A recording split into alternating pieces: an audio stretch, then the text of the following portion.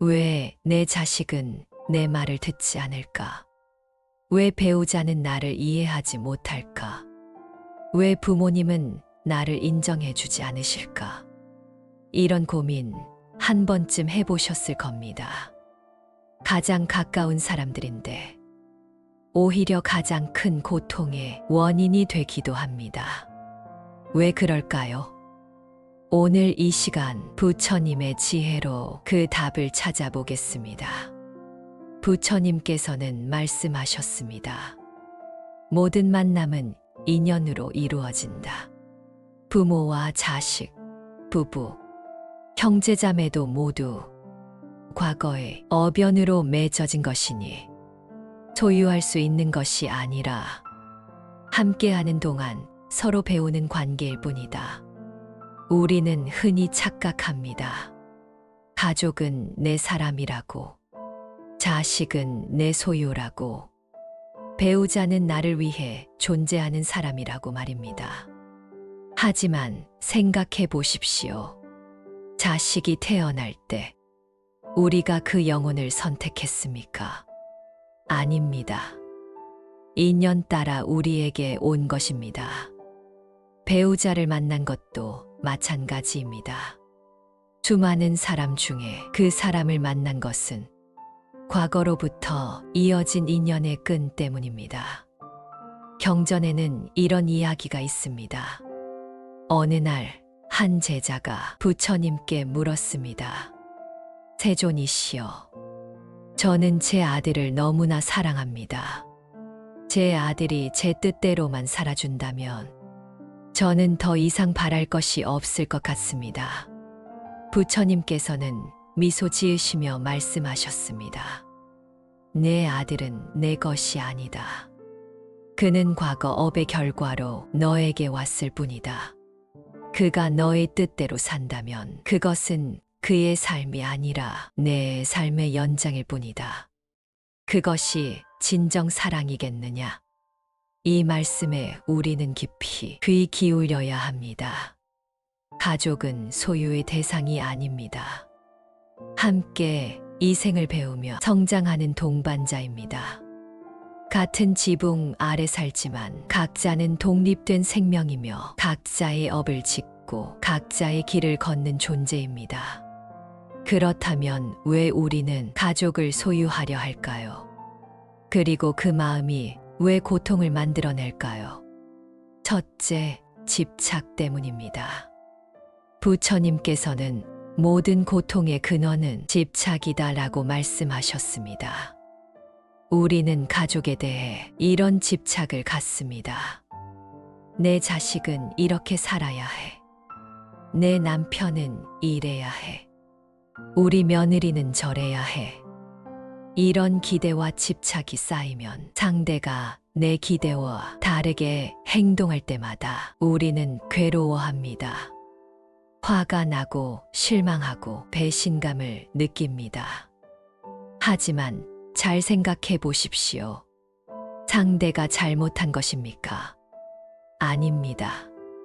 단지 내 기대와 다를 뿐입니다.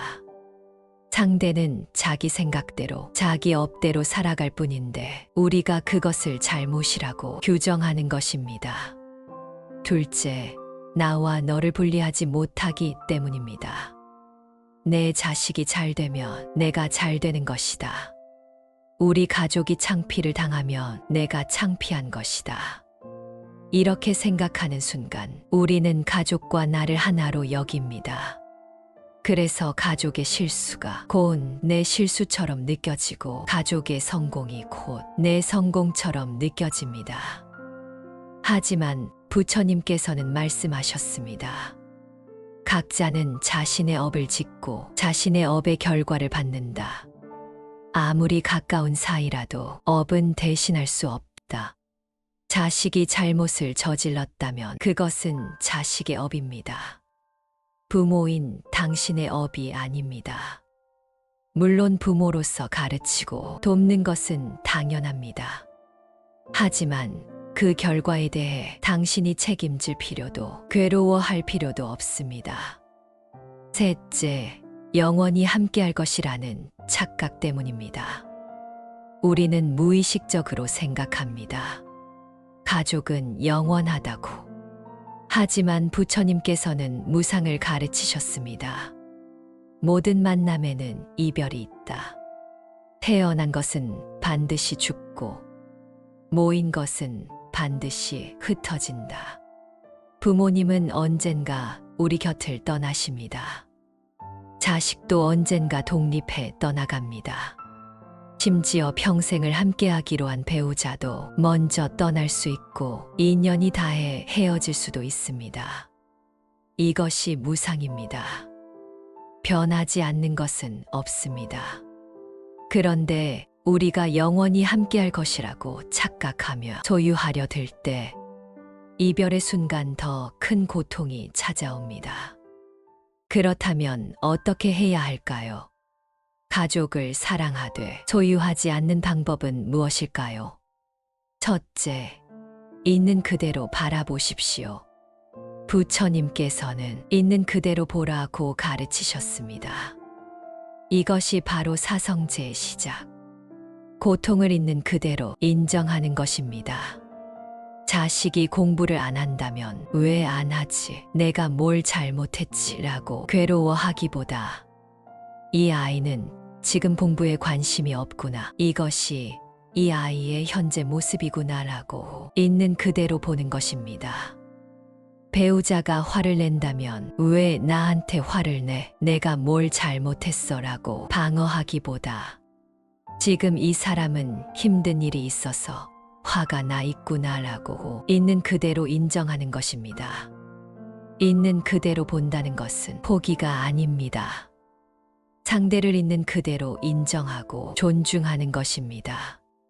둘째, 기대를 내려놓으십시오.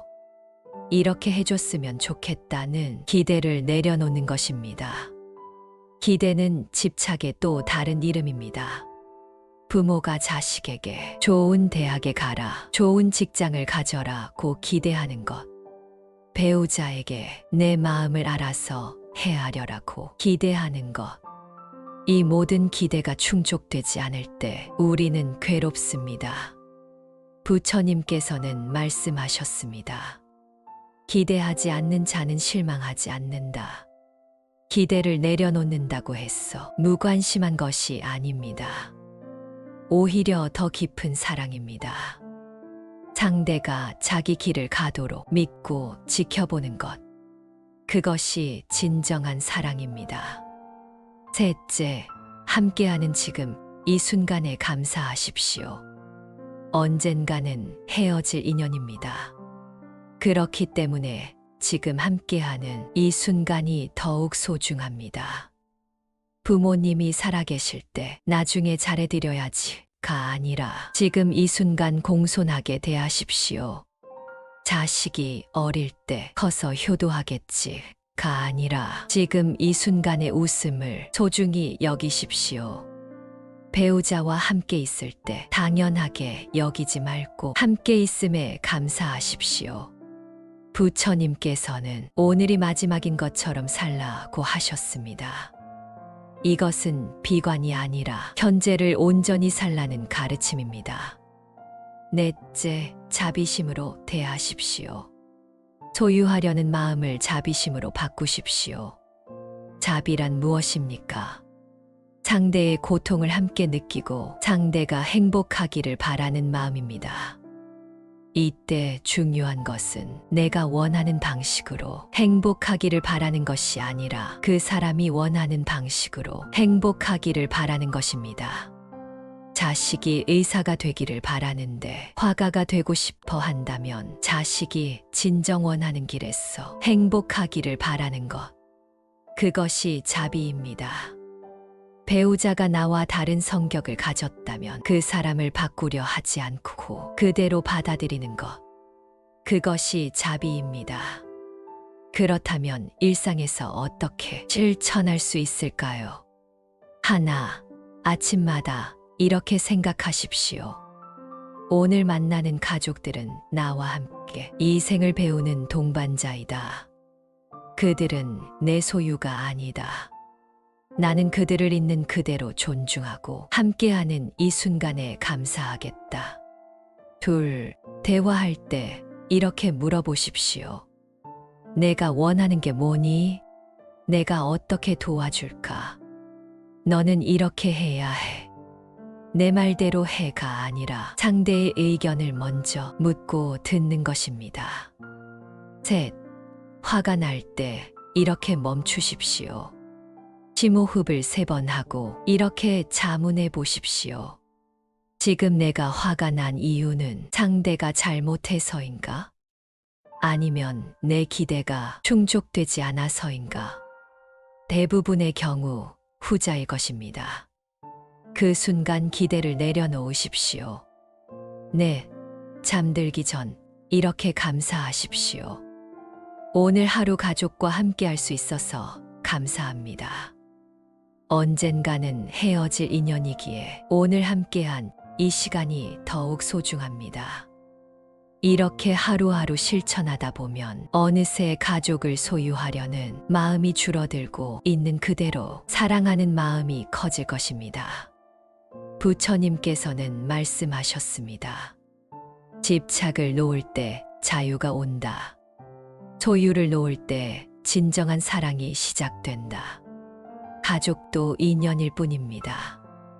언젠가는 헤어질 인연입니다. 그렇기에 더욱 소중하고 그렇기에 소유하지 말아야 합니다.